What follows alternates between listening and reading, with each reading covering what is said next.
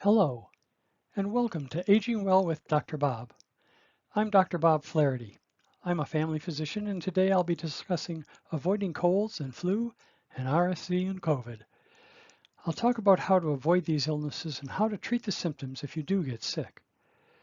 The information in this presentation is supported by high-quality medical research and expert medical opinion, and references are given at the bottom of many screens. This presentation is for information only. Before you act on anything you learn here, be sure to discuss it with your doctor, physician assistant, or nurse practitioner.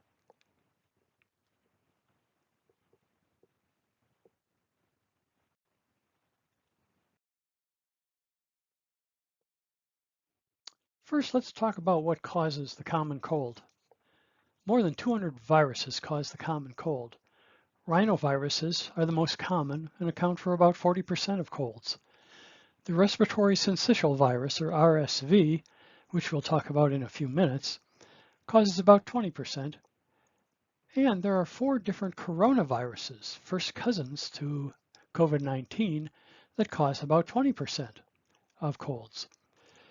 The common cold is miserable, but usually not dangerous unless people have lung disease or heart disease. Influenza, or the flu, is a very different virus. It mutates rapidly, so new variants appear each year. For instance, some years we'll see influenza A Hong Kong or influenza B Singapore. The Asian names come from the fact that every summer the CDC and the World Health Organization look at the most active influenza viruses in Asia and Oceania. The assumption is that these viruses will be moving into the Western Hemisphere by winter, and so it's these viruses that are used to develop this year's vaccine. New variants of influenza may not respond to previous influenza vaccines, hence the need for a new vaccine each year.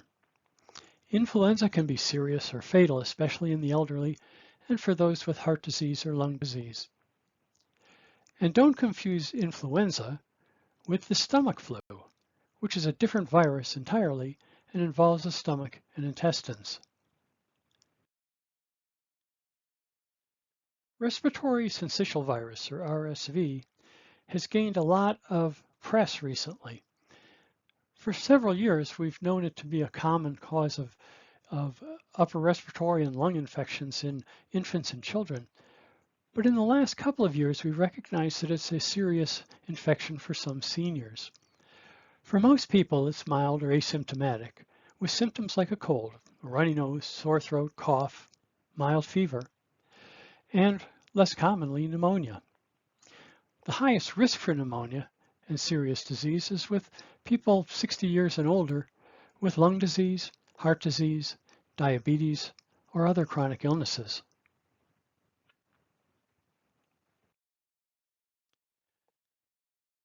I'm commonly asked, do I have a cold or do I have the flu? And this chart is useful to show that there are some differences between the cold and the flu. Perhaps most importantly, flu develops abruptly. You can go from feeling well 1 minute to an hour later feeling terrible with the flu. Common cold develops much more slowly over the course of 1 or 2 days. The flu also has more aches than the cold, also more fatigue and weakness than the common cold, and in particular more chest discomfort and cough than the common cold. RSV has the same symptoms as the common cold.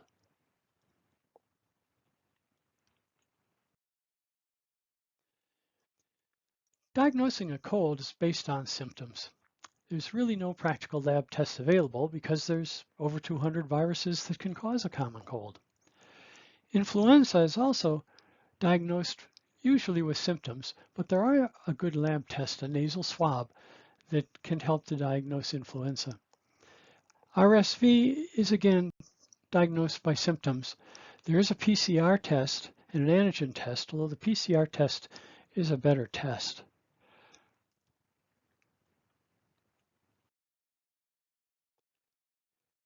Colds, flu, RSV, and COVID are spread by respiratory droplets through sneezing and coughing most commonly. And one sneeze can spread as far as 20 feet, as this picture shows.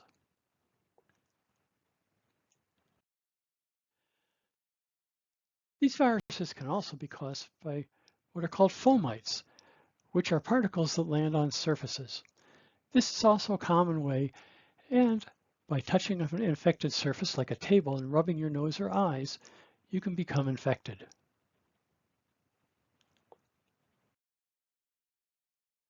I'm a big fan of vaccination, and vaccinations have helped to cure and prevent millions of diseases and saved millions of lives.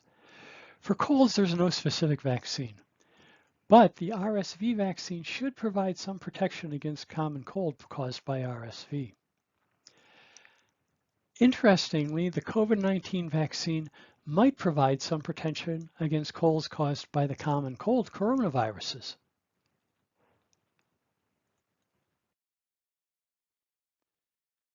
For influenza, vaccination requires a new shot each fall because of the new influenza mutation variants. Every year, the influenza vaccine is about 40 to 60% effective in preventing serious disease. This 40 to 60% is probably because of bad guesses based on looking at the prevalent viruses in Asia, and also because senior citizens have weakened immune systems that don't react as favorably to vaccination for influenza. Interestingly, influenza vaccine may provide some generalized protection against cold viruses and COVID viruses, even though cold viruses and COVID viruses are entirely different viruses. This is probably because the influenza vaccine produces a broad, widespread immune stimulation that will protect against other viruses.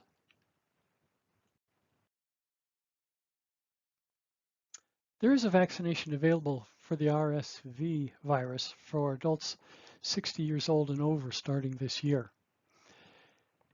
It gets a soft recommendation from CDC because it's not particularly effective. For example, we like to look at a figure called the number needed to treat, which is how many people need to be treated with a treatment or a vaccine for one person to benefit. And for the RSV vaccine, that number needed to treat is 472, meaning that 472 people need to be vaccinated for one person to get benefit of not developing RSV pneumonia. But it may be beneficial for people over age 60 with comorbidities like lung diseases, asthma, COPD, or heart disease, or other chronic diseases like diabetes or kidney infection. If you have these illnesses and you're over age 60, it would be reasonable to discuss the RSV vaccine with your healthcare provider. Preventing these infections with masks is controversial.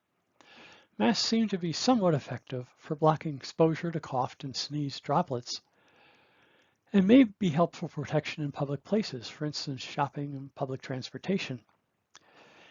But the best research was a summary of 78 studies by the Cochrane collaboration, which does very good research and collection of information. And they summarize their findings on wearing masks by saying wearing a mask may make little or no difference in how many people caught a flu-like illness or COVID-like illness. They did not find good evidence that masks worked, but they didn't find evidence that they didn't work. I think wearing a mask is an option. If you feel more comfortable wearing a mask, please do it. If you don't feel comfortable wearing a mask, that's a reasonable decision also.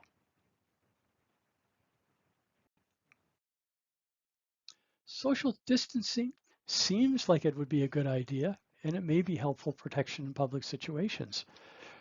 But there's no specific research, pro or con, on how well it prevents the infections like cold and flu. Hand washing is recommended, although it may not offer much benefit in the infections that we're talking about. If you do decide to wash your hands for 20 seconds. And a good way to know when 20 seconds has passed is to sing happy birthday to you twice.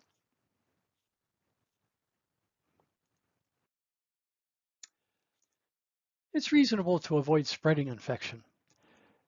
So it's recommended that you sneeze or cough into your elbow, and it's probably reasonable not to shake hands during cold flu season. An elbow bump is good, or a Vulcan greeting is also good.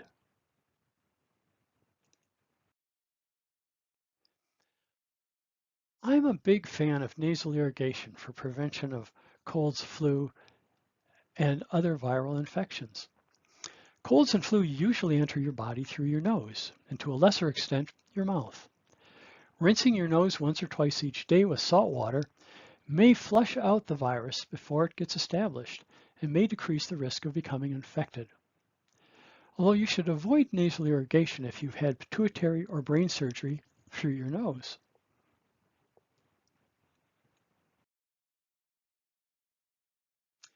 Before you do nasal irrigation, you should ask your doctor, just as you should before starting any new treatment.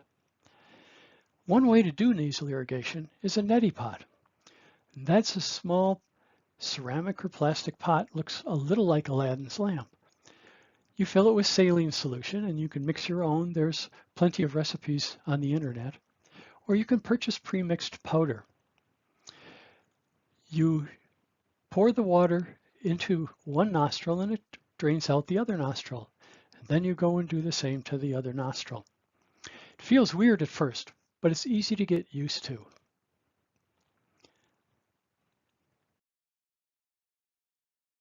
Another option is the NeilMed sinus rinse. This is a plastic bottle that allows you to flush saline through your nose. Process is the same. You mix up a saline solution using pre-mixed packets or recipes on the internet, and you squirt the water gently into one side of the nose and then into the other side of the nose. This is available at most drugstores, and be sure to follow the included instructions. But I really think that nasal irrigation of some manner can be beneficial in preventing infections. Okay, you've tried to prevent these infections, but doggone it, you got sick. How do we treat influenza? Well, most commonly we use pills like Tamiflu or an inhaler like Relenza.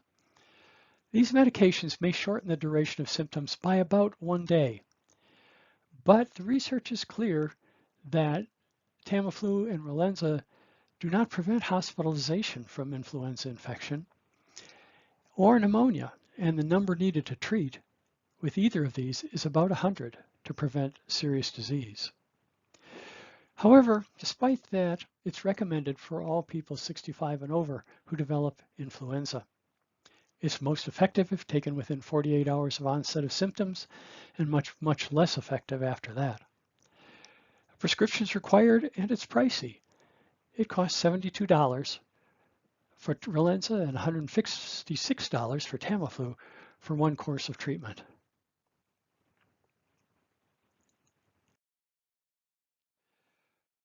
Unfortunately, for the common cold, there's no specific antiviral available. Although there's some interesting research to suggest that homemade chicken soup, especially your grandma's recipe, has some antiviral and symptom improving benefits. Treatment of RSV infection is basically symptomatic, simply treating the symptoms. There is an antiviral drug called ribavirin. Its use is controversial, especially in adults. There's big questions about its effectiveness and its safety, so as a result, routine use of ribavirin for RSV infection is not recommended.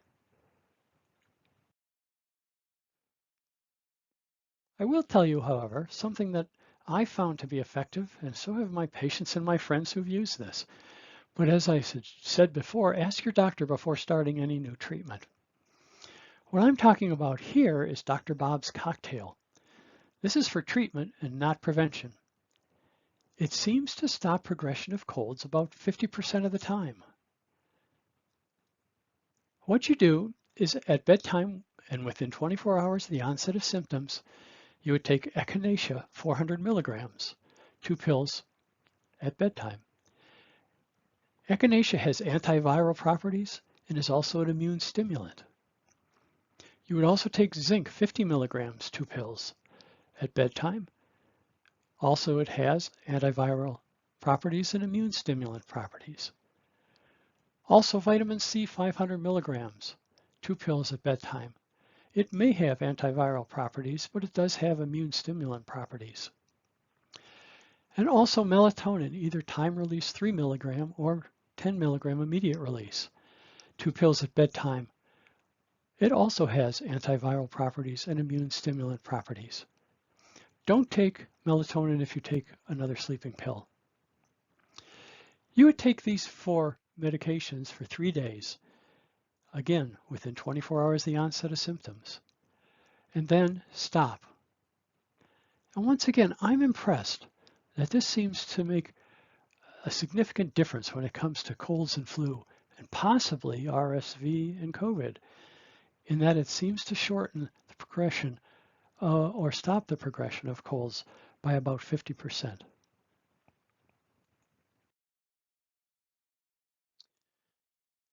We frequently use decongestants to treat symptoms.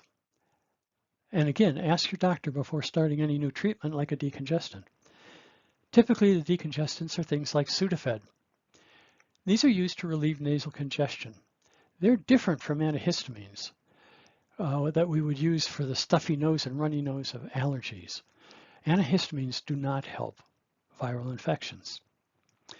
But you need to be careful with decongestants because they can aggravate high blood pressure or irregular heartbeats, and also can interfere with some other medications. Hence the recommendation you talk with your doctor before you use them. You might consider a decongestant inhaler. Instead of taking a pill, this is an inhaler that you breathe into your nose, and it works directly on the mucous membranes to decrease the swelling and the nasal congestion and the runny nose. And it's not absorbed into your system as much as the decongestant pills are. This actually seems to work quite well. For aches and sore throat and fever, I recommend Tylenol. I don't recommend aspirin, ibuprofen, or naproxen, especially for those of us over age 60, because it can be hard on our kidneys.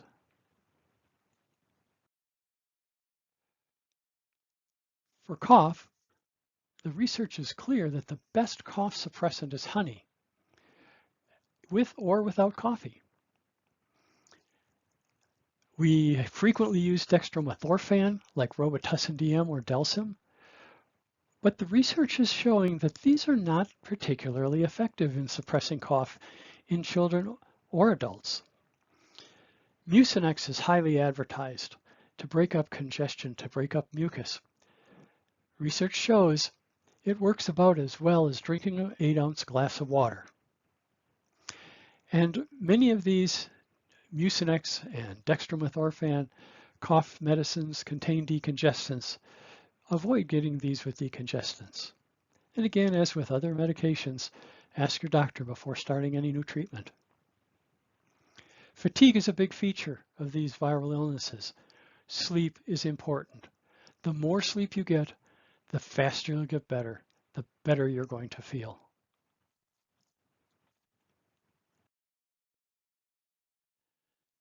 If you do get sick, try not to pass it on to others. Stay at home or in your apartment until 7 days since the onset of symptoms and 3 days without a fever, and your symptoms are improving. By following this program, you will have decreased the likelihood of being contagious. And if you do get sick, call your health provider and ask, do you need testing for influenza or COVID?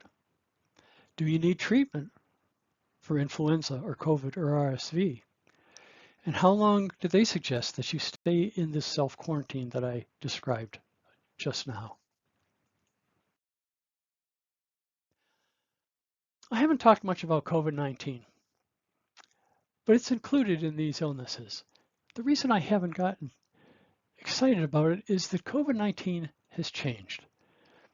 The symptoms now are very similar to the common cold, not the severe symptoms we saw during the pandemic, like the cytokine storm and the multi-organ failures. The same preventive and treatment measures work for COVID-19, but it is different from the common cold because it can occasionally cause severe disease, even with its new mutations. It's different because there's a vaccine that's effective in reducing severe disease, hospitalizations, and death. Although truth to tell, the vaccine does not necessarily prevent you from getting mild COVID. Also, unlike the common cold, there are accurate tests for diagnosing COVID, both in the hospital laboratory and the doctor's office, but also at home. And there's a treatment called Paxlovid that may offer some benefit to senior citizens, although it doesn't seem to offer a great deal of benefit in preventing severe disease. Also, it's very expensive, generally $300 or more.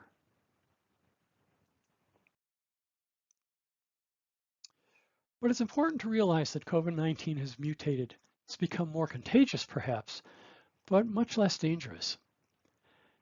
And it's suspected that this pattern will continue as the disease continues to mutate. We finally realized that COVID-19 will always be with us, just like influenza, RSV, measles, and many other viruses. And also, we will probably need an annual COVID vaccination because, like influenza, each year the COVID virus will mutate, making previous COVID vaccines less effective. The annual COVID vaccine will probably be combined with the annual influenza vaccine in a single shot. That'll probably occur in fall of 2024. Well, friends, having given you this information, I hope you will stay well.